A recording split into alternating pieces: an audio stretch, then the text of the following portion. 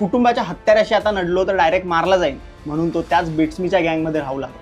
वर्ष निघून गेली.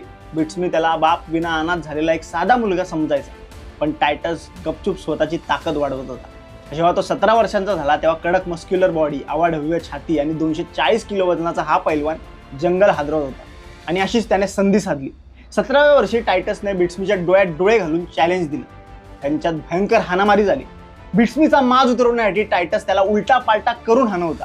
शेवटी थकल्यानंतर टायटस छातीवर हात मारत थेट त्याच्यावर धावून गेला. अख्खं जंगल हादरलं.